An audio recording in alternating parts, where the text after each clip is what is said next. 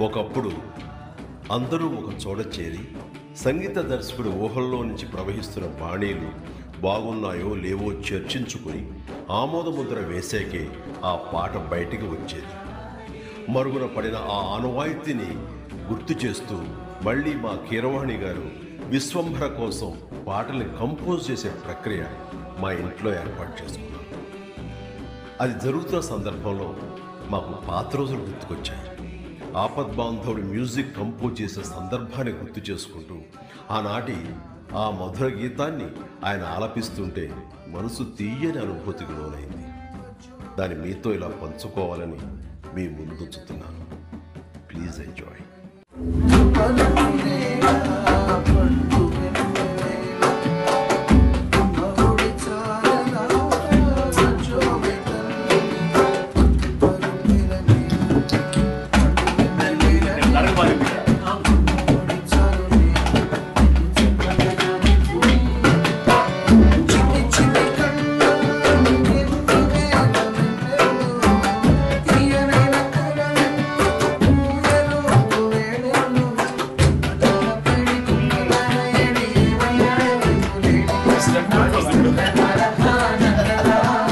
ఈరోజే జన్మించిన మా ఆస్కారుడు కీరవాణి గారికి హృదయపూర్వక జన్మదిన శుభాకాంక్షలు.